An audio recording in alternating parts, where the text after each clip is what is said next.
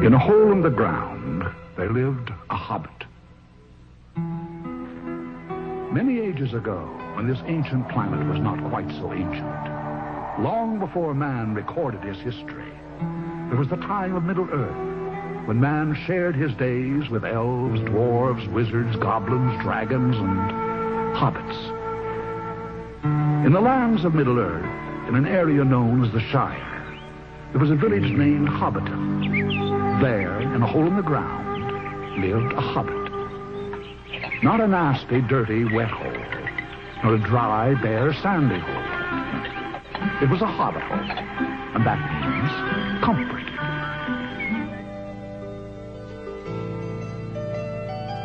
Greetings, Earth people, and all the spiritual hierarchies. This is 21st Century Radio's Hieronymus and Company, where knowledge comes first, and we're reminding you that we're not just the people from any city or state in the Union, and we're not just the folks from the east or west coasts of America.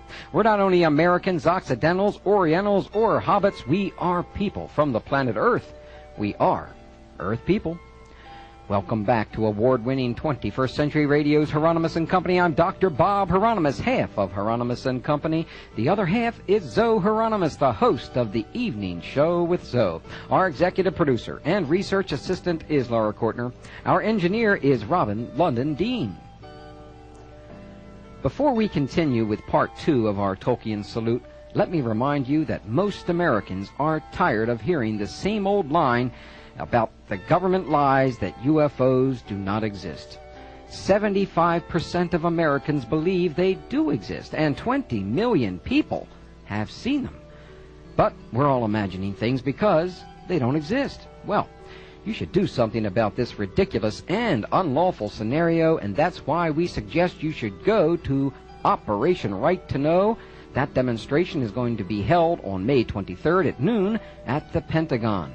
Call Elaine Douglas at 202-232-2410 for further information, and tell them Hieronymus and Company sent you.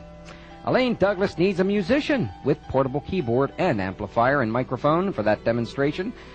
If you're inclined and have the equipment, call her as soon as possible at 202-232-2410. In our forthcoming Hieronymus and Company newsletter, we will give you more details on demonstrations like Operation Right to Know and how we can fight back against the creeping tyranny in this country.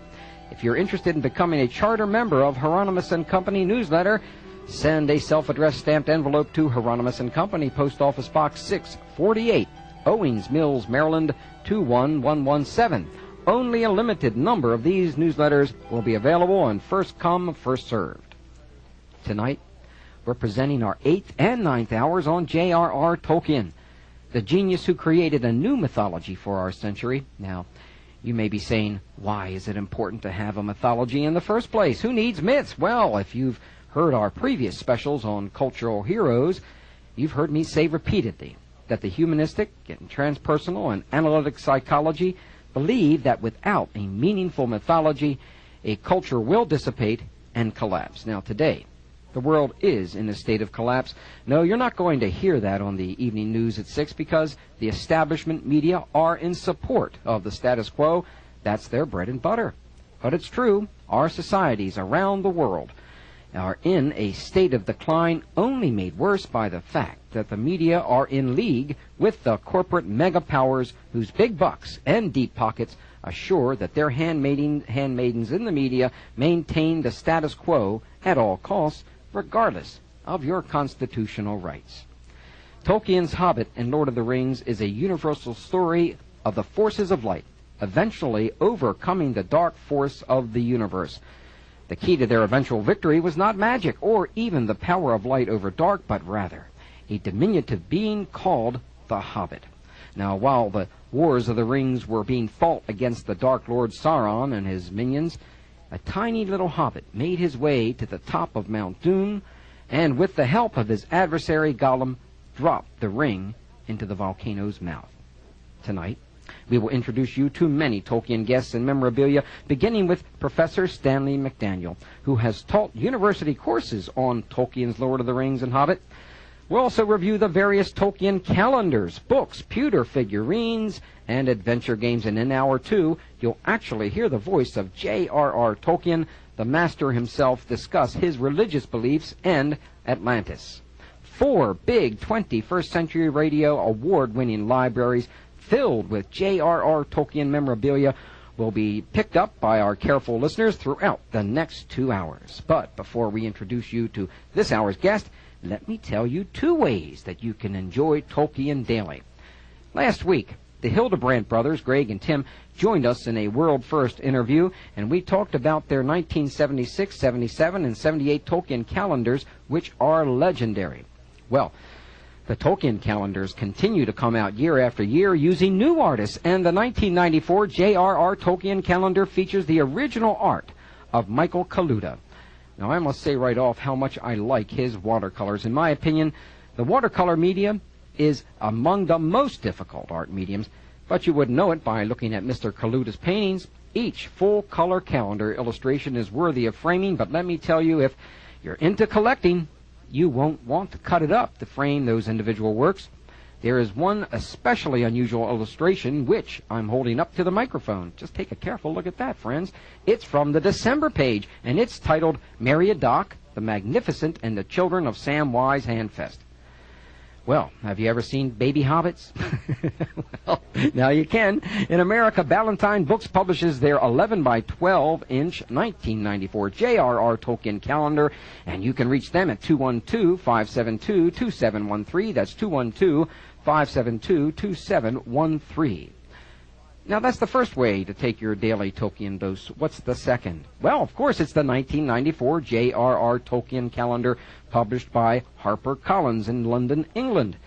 This version measures 13.5 by 15 inches and contains all that the Valentine version does, but inside the back cover. There is a description of each month's illustration, noting which pages in the book they're talking about, and Michael Kaluta is depicting, and you can purchase the HarperCollins version by writing to HarperCollins 77-85, Fulham Palace Road, Hammersmith, London, W6 8JB. Now, we'll be awarding both of these calendars to our listeners and guests. Well, joining us now is Professor Stanley V. McDaniel, and the Professor of Philosophy and Chair of the Philosophy Department at Sonoma State University.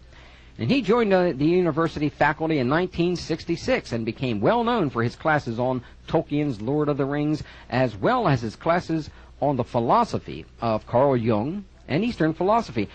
He has given public readings of Tolkien's prose and poetry, and as musical director of Octocon science fiction and fantasy conventions in Santa Rosa, California, he composed and presented In Memoriam Tolkien, a work in 4 movements for chamber orchestra and chorus. I wonder if he brought that chamber orchestra with him tonight. Well, the philosophical etymology of Hobbit was presented at a meeting of the Popular Culture Association in Cincinnati, Ohio in 1984. He also presented a more detailed version of the same material at one of the Octocon conventions under the title King Golfimble's Folly Forgetting His Philale. Well, our regular listeners will recognize the name of Stan McDaniel. Now, I'm waving goodbye to my wife now. She's running out the door, since he has joined us repeatedly last fall to discuss the McDaniel Report on the failure of executive congressional scientific responsibility in investigating possible evidence of artificial structures on the surface of Mars and setting mission priorities for NASA's Mars exploration program. Whoa, what a title there, Stan. Now, this outstanding work was recently published by North Atlantic Books, and you can get a copy by calling them at 1-800-367-5469. But tonight, we'll be discussing and awarding his publication, The Philosophical Etymology of Hobbit, published in 1991. Welcome back to 21st Century Radio, where J.R.R. Tolkien's Hobbit and Lord of the Rings come first tonight. Professor Stanley McDaniel? Glad to be back, Bob. Now, oh, by the way, do you have any copies or cassettes of the In Memoriam Tolkien? Unfortunately, although it was performed at the Octocon convention, the recordings were not as good as I would like, and so although I have some tapes, I'm not quite willing to release them because I'm waiting to get a really good performance. Okay, well, you sound like a hobbit there. It's going to be a little perfect there. Yeah, I'm sorry to say that because I think it's a very nice work to listen to, and right now I'm working on the possibility of doing it myself with a synthesized music capability, so that I can produce a more acceptable copy. Well, I hope you do. Now, the philosophical etymology of Hobbit. Let's start with, what is etymology? Oh, etymology is the study of the origin of words, the history of how words are formed and how they're related to one another. Well, when were you introduced to J.R.R. Tolkien's masterpieces? And my goodness. I first read The Hobbit probably around 1938. That's about the year it came out, huh? The year after it came out. That's right. And I in fact, it's an interesting story. I read The Hobbit from that point on 21 times in a row. That is to say, as soon as I finished it, I went back to the first page and read it again, and I did that 21 times. 21 times. That's kind of a world's record, I believe, there, Stan. And what led you to teach university courses on The Hobbit and Lord of the Rings? How did that come about? I first taught courses on The Hobbit and the Lord of the Rings at Brooklyn College in the City University of New York, actually, back in the 1960s, because I was teaching a course in ethics. Mm-hmm. And there were a number of things in the Lord of the Rings in particular that had to do with ethical issues. I'll mention one, which is very interesting, is the difference between the dwarves' notion of ethics and the elves' notion of ethics. Yeah, what is the difference? Well, the dwarves believe you kind of make your own rules as you go along, and the elves have a little bit more sophisticated viewpoint. There's a point at which Gimli says that he wants everybody to swear an oath to do things. Mm-hmm. And Legolas tells him that it isn't a good idea to swear an oath, and I believe the words are something like this.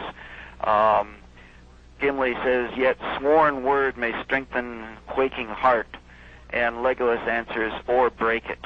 Mm-hmm. And so the question is, should you swear to a duty and carry out a moral law because you have sworn that you will do so, or should you be more flexible with the situation and be open to the possibility that you might have to change your rule as you go along as circumstances change? Well, I guess then you're back to the dwarves, and what you change, make it up as you go along then. Yeah, really, because, the dwarves make things that are more mechanical in character. That is to say, they have that aura about them where they pound in halls down below the earth, whereas the elves are more associated with the growing, living things. But, of course, they eventually do connect for the very reason that they both have a love of art and beauty. When did the Silmarillion come into your life? Well, not until, I guess, just as soon as it was published. I hadn't, of course, been able to see it until then, and I had then begun to read it after it was published. Unfortunately, I haven't been able to collect and read all of the tremendous number of books that have come out of lore after that point. Well, we've got some wonderful things to be sending to you, Stan, and hopefully we'll be able to add to your library a little bit on those particular areas. Thanks to Houghton Mifflin and a number of other publishers that have been with us. Well, friends, it's time for Time Out on the Playing Field. Time Out on the Hobbit Field, or in the Shire. We're in the Shire right now. We're just hanging out over here by the holes. And when we come back, we're going to offer a very large Tolkien library to our listeners.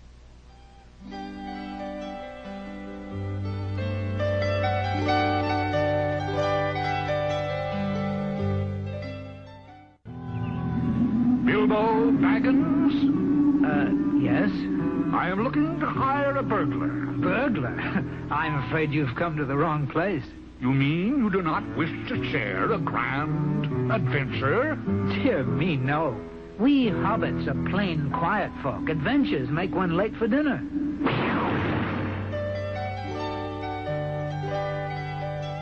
Some of you callers that have called in have asked, where do we get those little sound effects? That's taken from the videos that Blockbuster donated to our cause on The Hobbit, The Lord of the Rings, and The Return of the King. Now, let's get back to the philosophical etymology of Hobbit with Stanley McDaniel. Stan, review for us how the term Hobbit was created by J.R.R. Tolkien. Well, it's an area where there's been a lot of speculation, mostly to ridicule the word. Various writers have thought that the word hobbit came from rabbit, and another writer thinks it came from the word babbit. That's the name of a novel about a mild-mannered individual, and so on. But Tolkien himself has written that that the word came to him just as a kind of a spontaneous thought. It just popped into his mind one day when he was grading examination papers, by the way, which as a professor I can certainly understand that he was thinking of something other than the papers at the time he was grading them. Mm-hmm. And it wasn't the word alone, but a whole sentence that popped into his mind. In a hole in the ground there lived a hobbit. And, of course, those are the very first words of the book. Tolkien said that at that time he had no idea of the book. He didn't know what a hobbit was, and he had any idea what this sentence meant. But he also said he thought that later on he ought to find out what hobbits were like. And, of course, that's the clue that indicates the course that he might have followed and which I pursue in my paper. Well, you sure do, and I just enjoyed myself. I really did reading your paper, Stan. What terrific fun. Really, I really enjoyed this. Now, the concept of, I'm not going to be able to pronounce this correctly, but I'll try. Idophonetics? Hey, you got it. You must have been psychic. Idophonetics. What is idophonetics, and why is it controversial? It's a term I made up myself that I had to create a name for what I found going on as I studied the linguistic background of the word hobbit, actually. And it's actually a very simple term. It comes from two Greek words, eido, meaning idea, and phonetic, meaning sound. So idea combined with sound. And when we're looking at Tolkien's use of language, the thing that has to be looked at is not the way the words are spelled as much as the way the words sound. Mm-hmm. Mm-hmm. And then when you put together the sounds of various related words, and if those sounds altogether express a certain kind of idea, then you have an idophonetic or an idea-sound combination. Mm-hmm. Well, you know, what I find fascinating is there's an individual by the name of David Allen Deal who has some work concerning the Mayan language, and he approaches it in the same way, and his theory is that it is related to some of the Semitic languages in the Middle East. Yes, that's very interesting. I haven't seen that, but I believe that there's some evidence that way, way back in time, longer ago than any of us can imagine, perhaps, maybe even back in the elder days, there were sounds that developed to express ideas that were very universal and quite extensive. And as these sounds became modified for particular kinds of ideas, they still remained related to one another. And I think, as you can see from my paper, that there's a case of this in the term hobbit. Well, what we're going to do is I need to do two reviews. When we return, we're going to apply idophonetics to Tolkien's Hobbit, get into the sheltering curve, which I found fascinating, and a number of other ideas relating to archetypal ideas, asking you what archetypal ideas are. And later on, much later on, we're going to get into the relationship between language and reality and mythology. Gosh, that's terrific.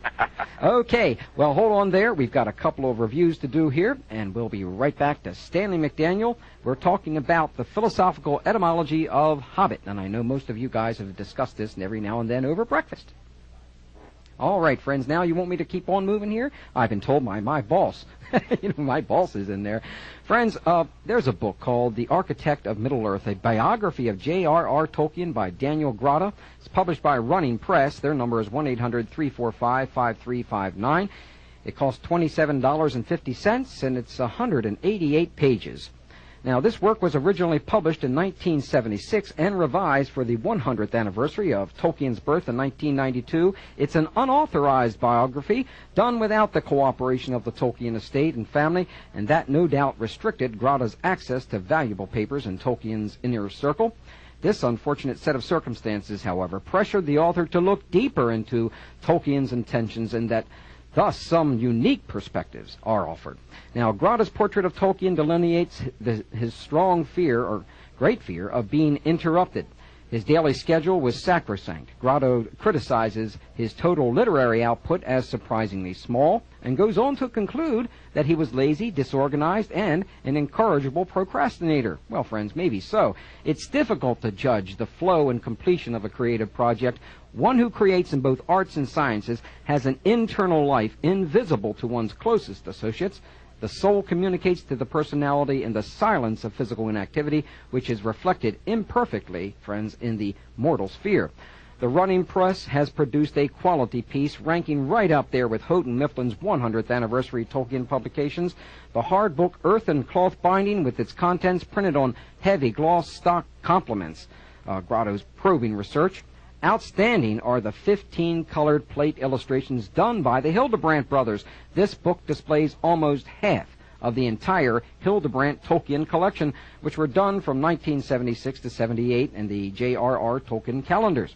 Now, since the Hildebrandt calendars are long out of print and difficult to locate, the running press has done us a great service, even though the book's reproductions are smaller than the calendars, and their colors are often deeper and richer.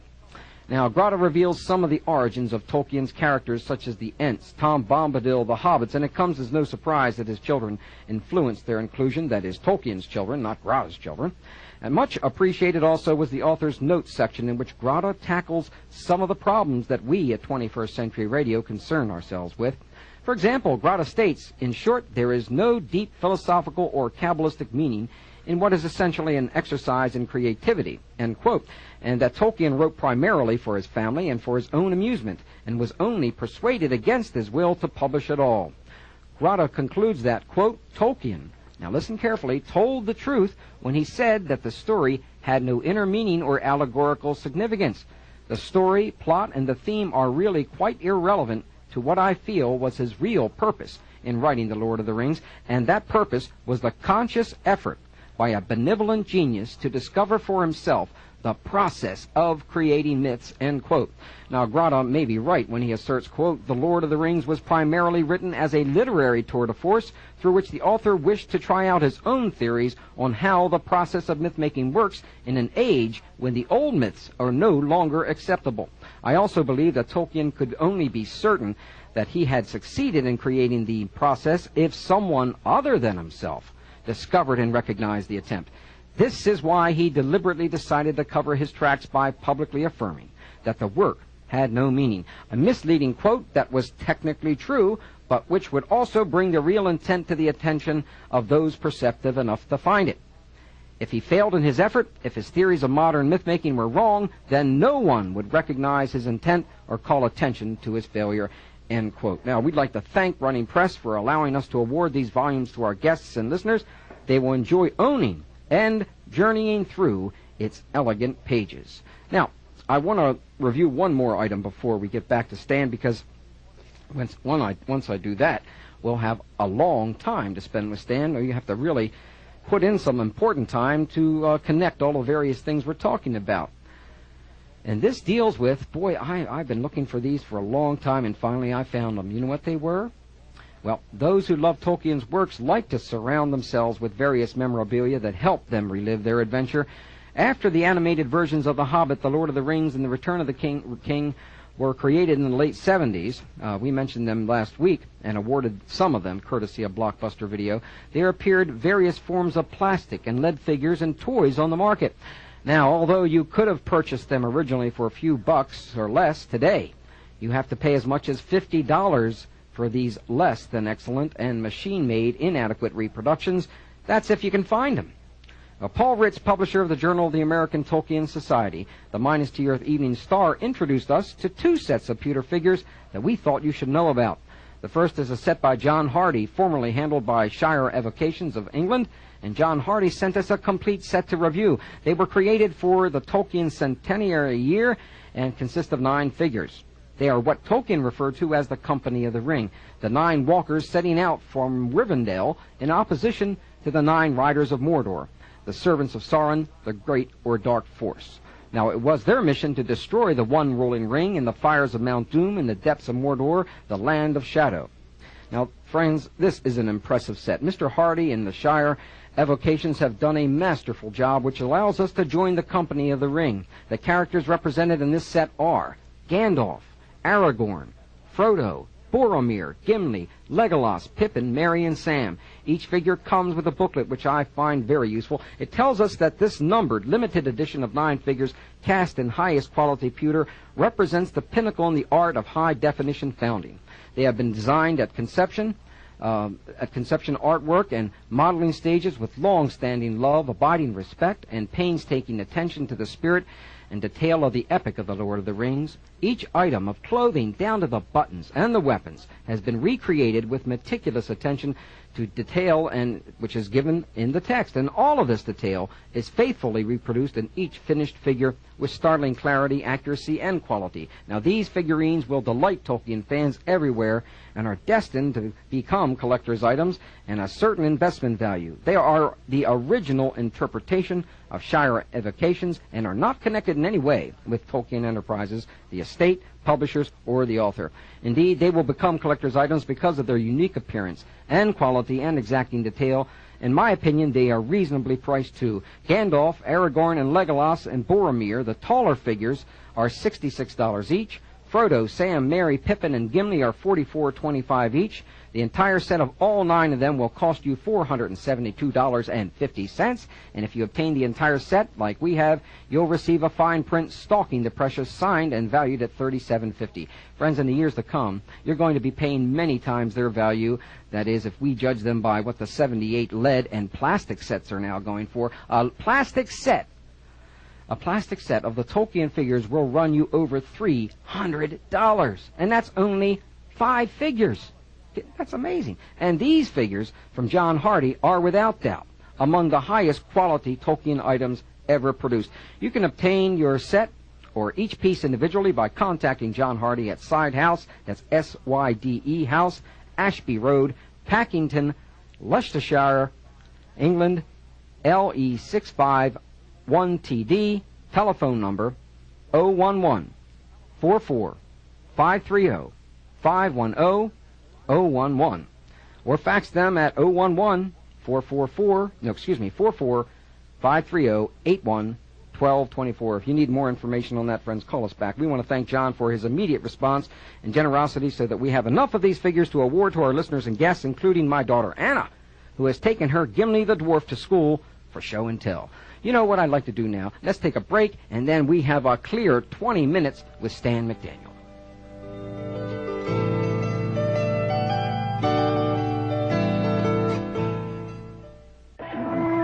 No hat, no stick, no pipe, not even a pocket handkerchief. How can one survive?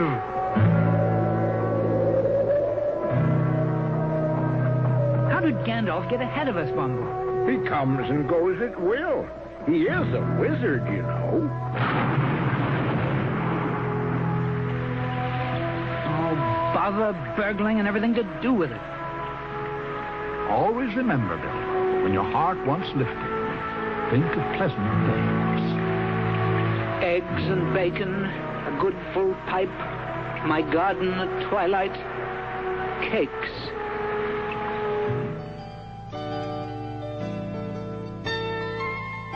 Oh, I could go for some of that right now, friends, but it's Sunday. We can't eat right now, friends. Now, friends, we have some uninterrupted entertainment for the next 18 minutes or so, which makes me extraordinarily happy. Our guest is Stanley McDaniel. That's correct, and we're talking about the philosophical etymology of Hobbit.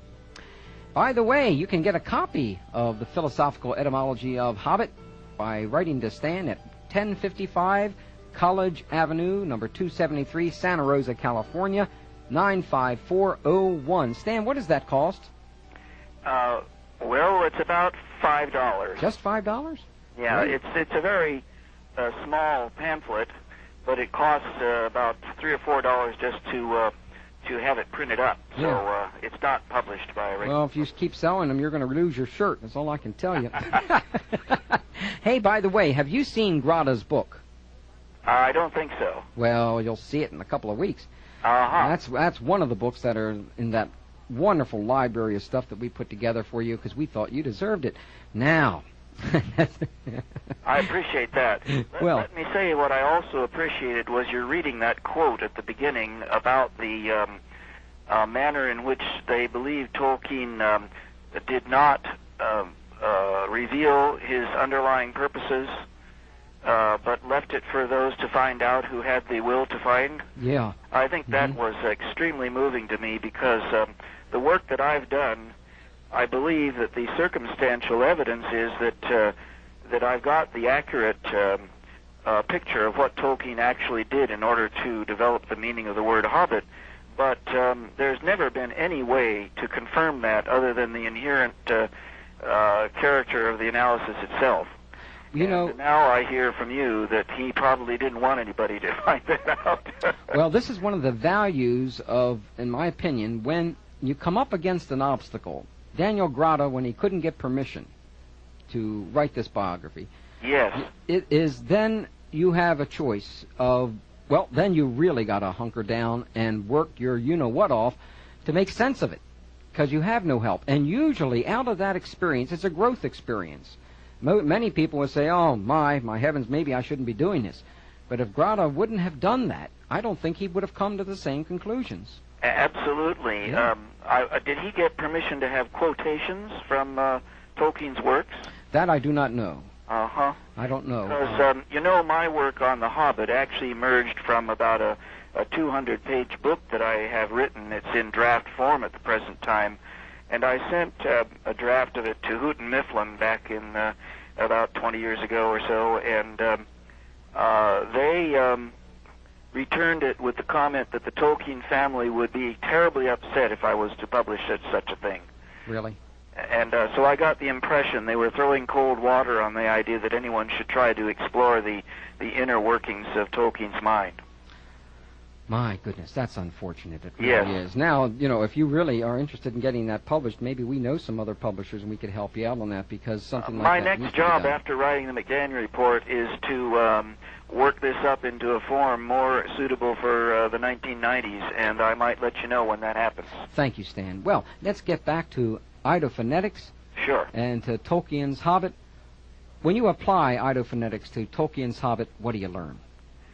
Maybe you better mention what idophonetics is again, because we have new listeners joining. It's really the relationship that can be found, if you look closely in language, between the ideas expressed and the sounds of the words that express them. Mm-hmm. Okay. So an idophonetic approach to language means looking at the relationships between different sounds and then trying to see what ideas they bring forth. Now, applying it to Tolkien's Hobbit, what do we learn? Well, as I said before, all I've ever seen in relation to the origin of the word Hobbit is a couple of fanciful ideas that he was making a wordplay on rabbit, because hobbits are a little like rabbits. And by the way, Watership Down seems to have been written with that idea in mind, that hobbits were just replaced by rabbits. Mm-hmm. And also that he named it after somebody named Babbitt from a novel, and things like that. Another party said maybe it was a combination of rabbit and hobby, I think was the idea, hobby horse, trying to make it seem very, very trivial.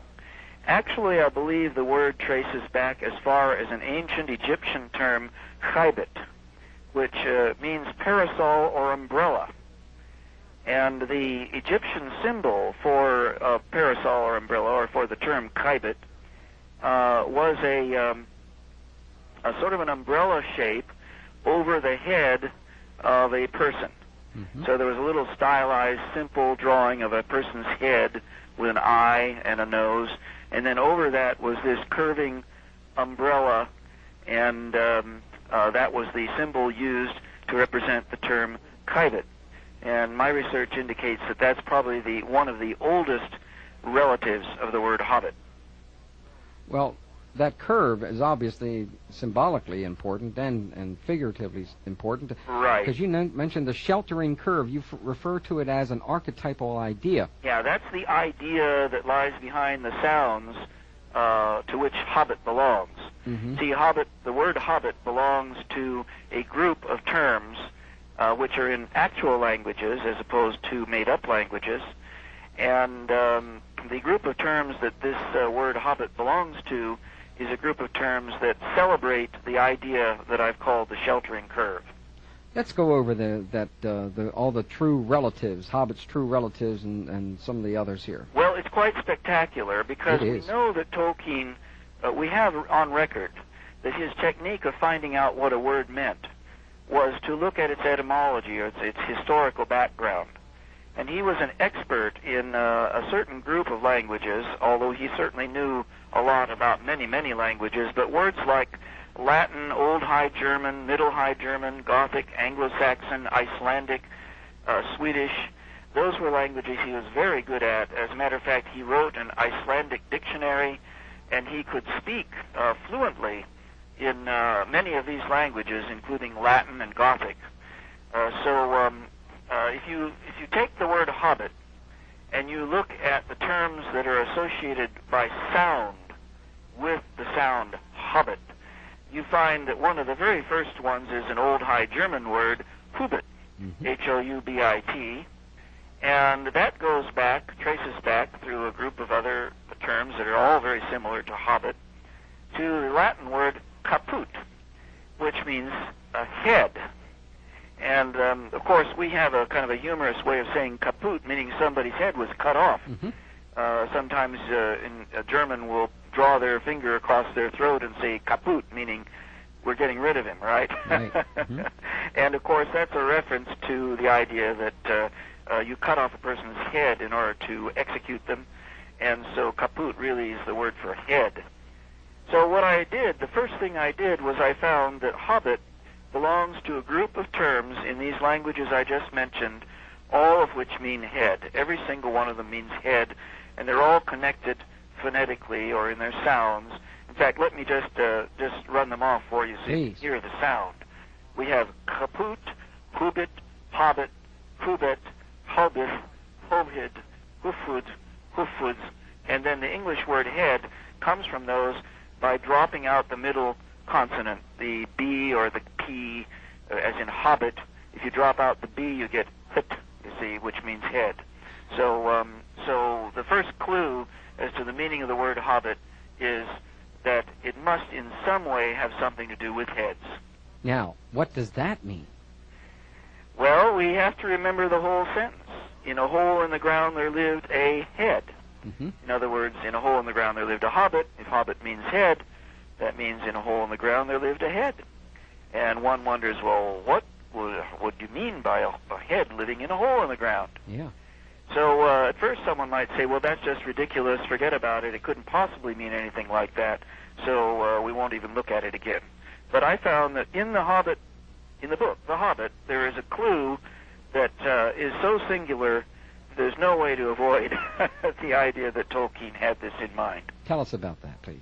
Well, it has to do with King Galfimble. Yeah. And you may remember you mentioned earlier that the one form of my paper had been titled King Galfimble's Folly, mm-hmm. Forgetting His Philology, which was forgetting his philology.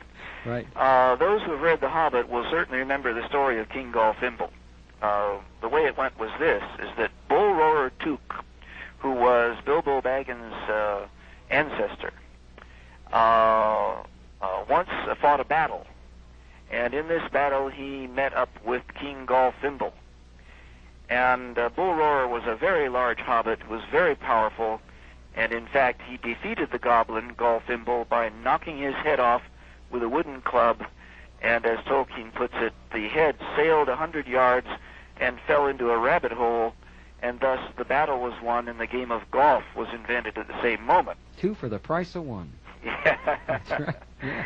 Now, this story then has a head in a hole. Right. King Galfimble's head fell into a rabbit hole. And so we start out with that. We see that Tolkien was interested in the idea of a head in a hole. In this particular story, of course, the king was killed, and so the head was not living in a hole.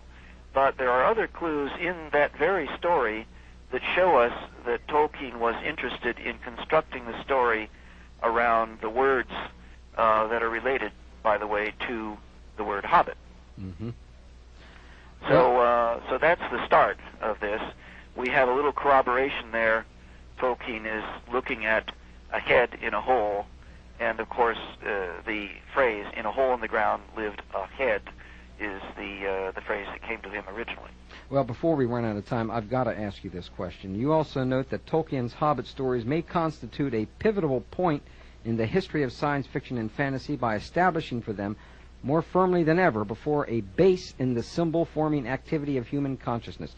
What is that pivotal point that you refer to, and what is the base you refer to in the symbol-forming activity of human consciousness? Why does consciousness need to establish such a base?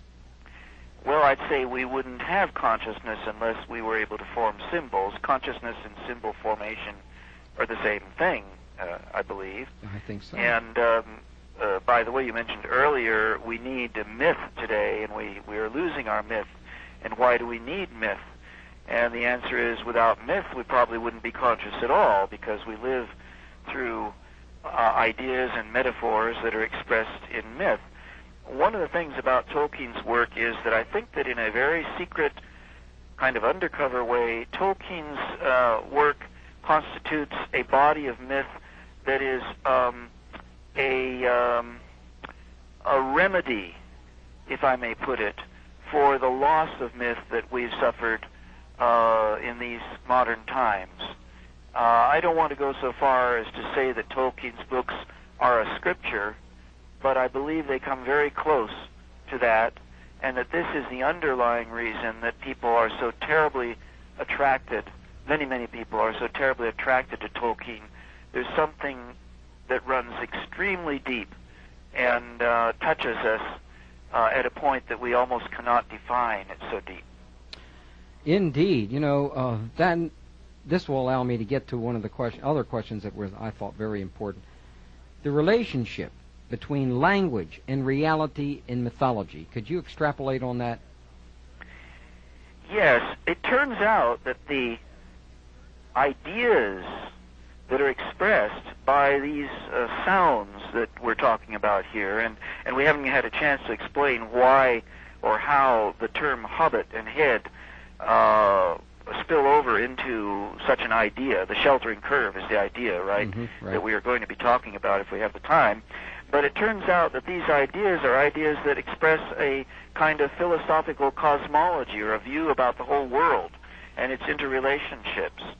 And so there's an overlap here between the ideas expressed by the sounds and mythology, which is itself kind of a cosmological set of orientations toward the universe.